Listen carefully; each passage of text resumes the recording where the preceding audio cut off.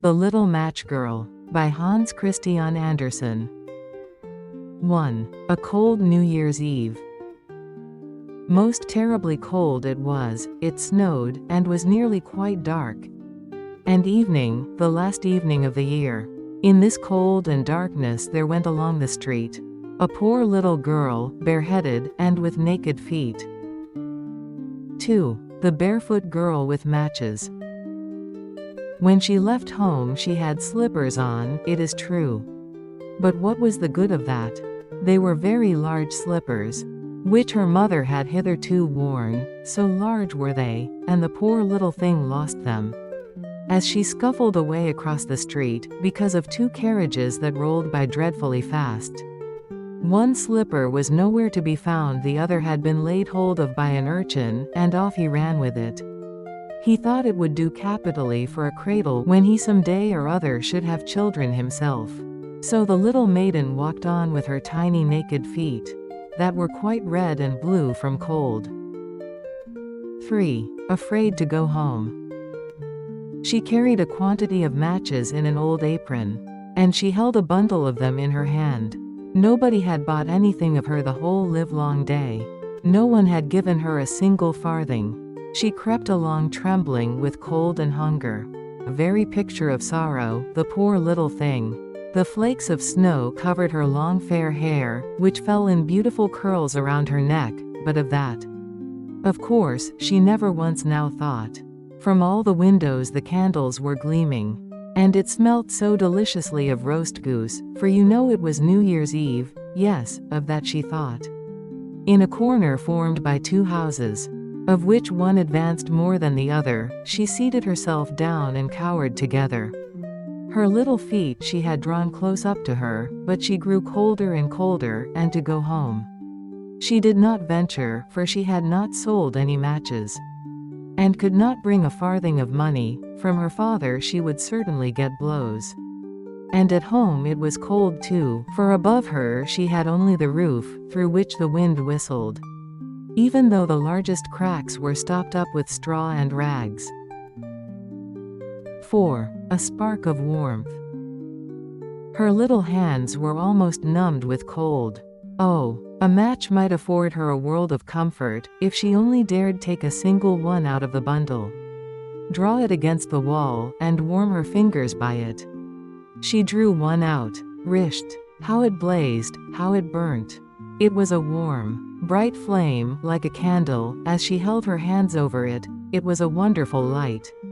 It seemed really to the little maiden as though she were sitting before a large iron stove, with burnished brass feet and a brass ornament at top.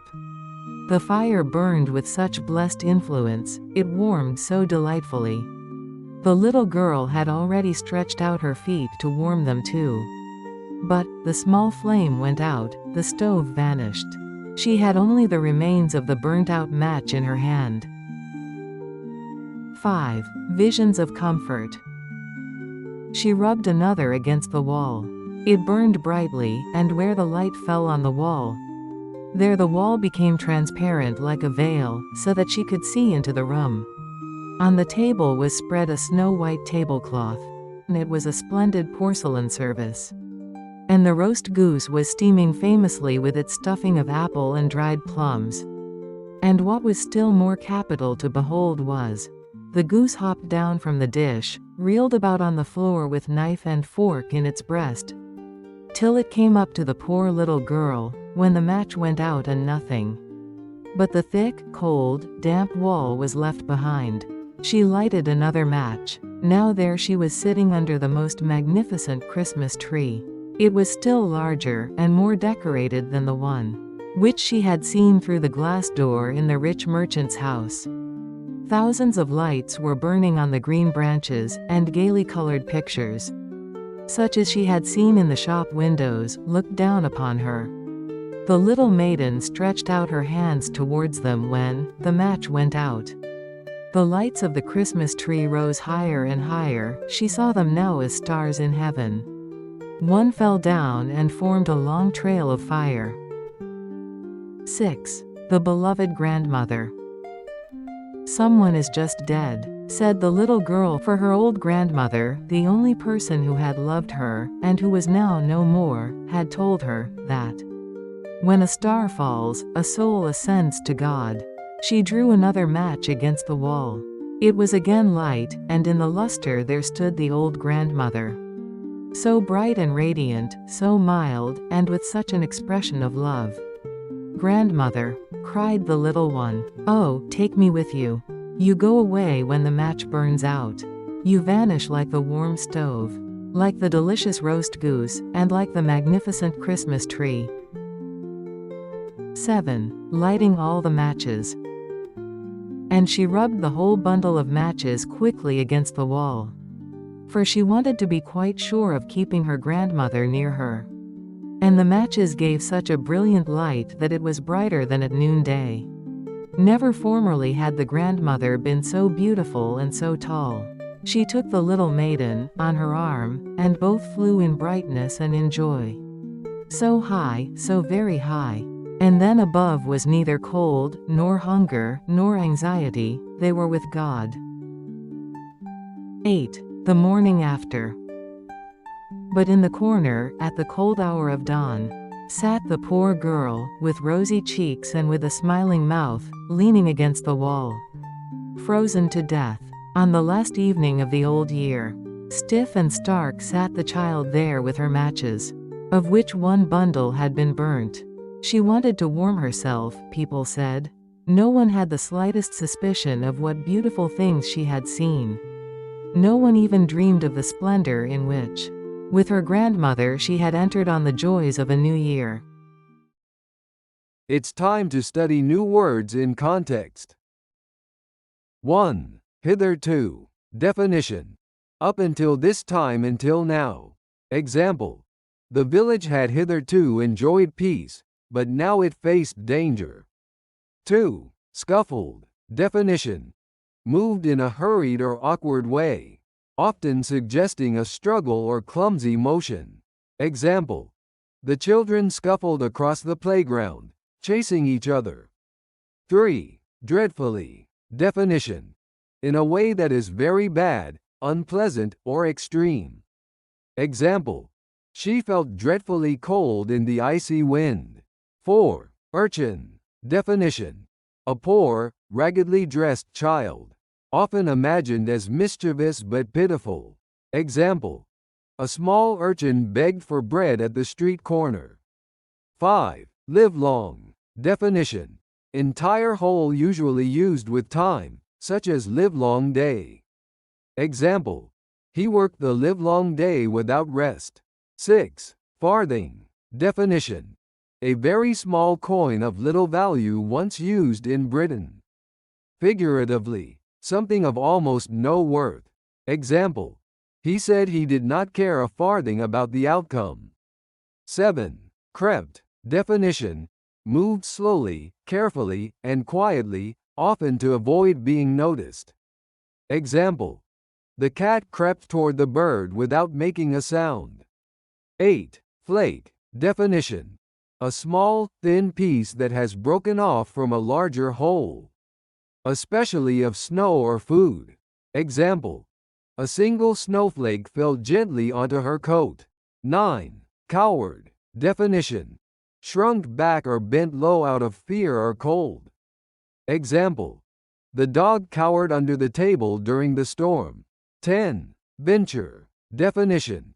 To do something risky or daring, often involving uncertainty or danger. Example. She did not dare venture outside in the dark. 11. Wrisht. Definition. An old-fashioned word for rustle, describing a soft, crackling sound like paper or leaves moving. Example. The wrisht of dry leaves echoed in the night wind. 12. Porcelain. Definition. A delicate, white, glass-like ceramic material, often used for fine dishes, ornaments, or figurines. Example. The teacup was made of fine porcelain and decorated with gold. 13. Gaily. Definition. In a cheerful, lively, or bright manner. Example. The children sang gaily as they decorated the tree. 14. Ascend general sense. Definition: to rise or go upward. Example: the balloon began to ascend into the clear sky. 15. Ascend figurative sense. Definition: to move to a higher position in rank, dignity, or spiritual state. Example: she hoped her soul would ascend to heaven. 16. Stark. Definition: harsh, severe, or very plain, sometimes meaning absolute or complete. Example: they faced the stark reality of poverty. Comprehension questions. 1. Where does the story take place? Answer: the story takes place on a cold New Year's Eve in a city street filled with snow and festive lights. 2. What is the little girl trying to sell? Answer: she is selling matches. 3. Why doesn't she dare to go home? Answer: she fears being beaten by her father because she hasn't sold any matches and has no money. 4. How is the little girl described physically? Answer: she is barefoot, poorly dressed, shivering with cold, and has red cheeks and a blue face from the freezing weather. 5. What does she do to keep warm? Answer: she lights the matches one by one to warm her fingers. 6. What vision does she see when she lights the first match? Answer: she sees a warm iron stove glowing with fire. 7. What vision appears when she lights the second match? Answer: she imagines a table with delicious food, especially a roasted goose. 8. What does she see in the third match? Answer: she sees a beautiful Christmas tree with lights and decorations. 9. Who appears in the fourth vision? Answer: her kind grandmother, the only person who ever truly loved her. 10. What does the girl wish for when she sees her grandmother? Answer: she wishes her grandmother would take her with her, fearing that her grandmother will disappear when the match goes out. 11. What does the girl do to keep her grandmother near her? Answer: she lights all the matches in the bundle at once. 12. What happens after she lights all the matches? Answer: she sees her grandmother more clearly and is carried by her into heaven. 13. How do people find the little girl the next morning? Answer: they find her frozen to death, sitting in the corner with a bundle of burnt-out matches. 14. What do the townspeople think when they see her? Answer: they pity her for dying in the cold, but do not realize she experienced wonderful visions before she died. 15. What is the main theme or message of the story? Answer: the story highlights themes of poverty, suffering, compassion, and the hope of spiritual comfort and peace after hardship.